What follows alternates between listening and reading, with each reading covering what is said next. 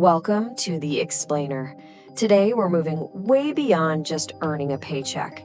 We're talking about architecting an engine, a system that's designed not just to make money, but to create, protect, and grow wealth for generations.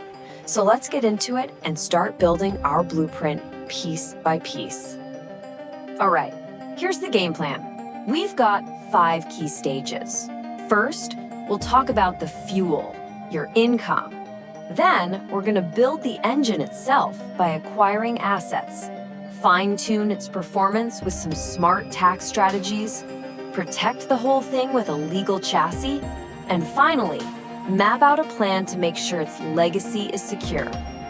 You know, every engine needs fuel, but when it comes to your financial engine, are you using regular or premium?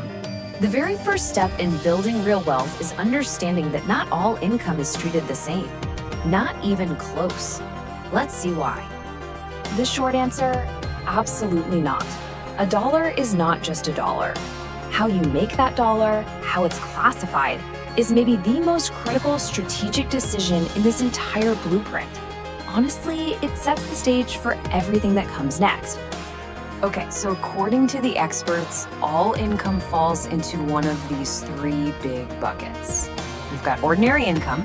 That's what most of us are familiar with, right? Trading our time for money.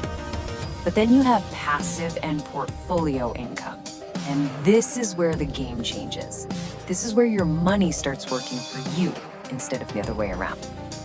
Now, this is where it gets really interesting. Look at that 15.3% self-employment tax. That's the tax that covers your Social Security and Medicare when you work for yourself. And here's the key. It only applies to ordinary active income. So just by shifting your focus to generating passive and portfolio income, you're not just building wealth, you're immediately building it in a much more tax-efficient way. You're basically starting the race with a huge advantage.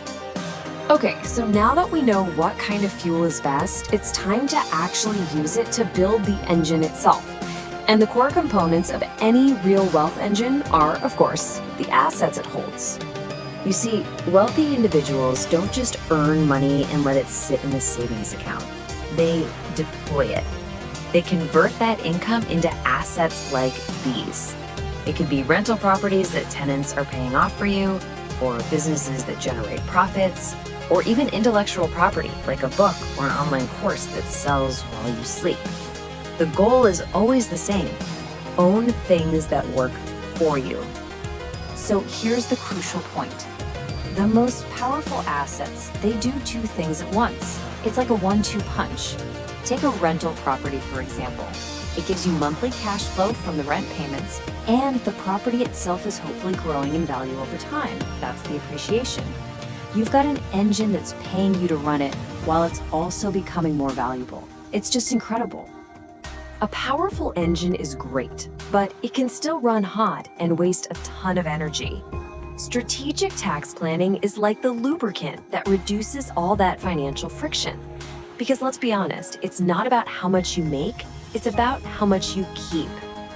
Now, this illustrates a core strategy of the ultra-wealthy. Instead of selling a valuable asset and getting hit with a huge capital gains bill, you borrow against its value. And why do you do that?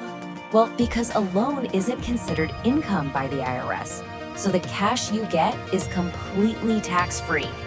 You get money to live on or to reinvest, all while your original asset just keeps on growing. And here's another awesome optimization tool. With an asset like a rental property, you can take this amazing deduction called depreciation. Essentially, it allows you to claim a loss on your taxes for the wear and tear on the building, even if the property is making you money hand over fist. It's a paper loss that can seriously reduce your very real tax bill. Okay, an engine running at full speed without a protective chassis? Well, that's just a massive liability waiting to happen. In the world of wealth, that chassis is your legal structure. It's what separates your engine from everything else, and most importantly, keeps it safe. Just look at the powerful difference on this slide. It's night and day. On the left, as a sole proprietor, there's no legal distinction between you and your business. If the business gets sued, they can come after your personal house, your car, everything. But with an LLC, you create a legal firewall. It's a shield that basically traps any business risks inside the business, keeping you and your family protected. But protection is only half the story. The right legal structure can save you a fortune in taxes. See, with a standard LLC, all that profit flows right through to you and gets slammed with that 15.3% self-employment tax. But look at the S-Corp on the right. It lets you install a valve, basically. You pay yourself a reasonable salary, which gets taxed, but then you open that valve and the rest of the profit flows through as a distribution, which is not subject to that 15.3% tax. I mean, this one structural change can lead to massive savings year after year after year. All right, finally, we get to the long-term maintenance plan.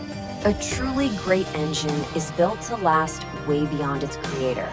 This is all about making sure your wealth engine can be passed down efficiently and intact to the next generation. Okay, lean in for this one, because this might be the single most important concept in all of generational wealth: stepped-up basis.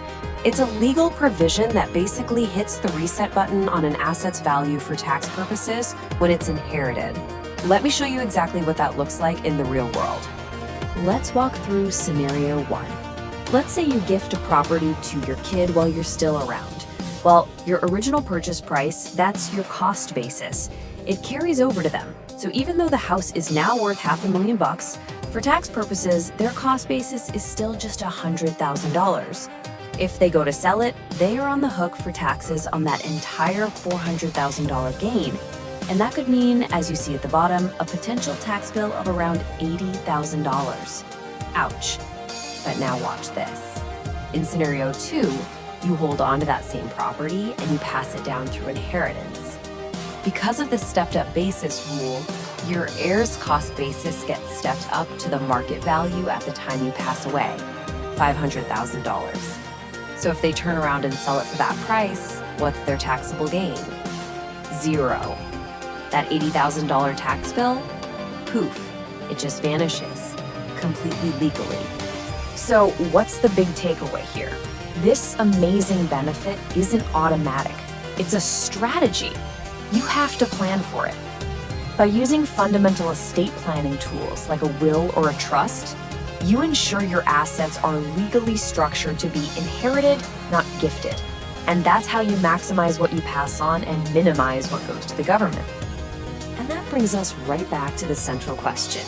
When you start viewing your finances not as just a series of paychecks and bills, but as a single integrated engine, you shift your entire perspective. You can move from just making a living to consciously and deliberately building a legacy. So ask yourself, is your plan designed just for earning, or is it designed for building? Thanks for watching.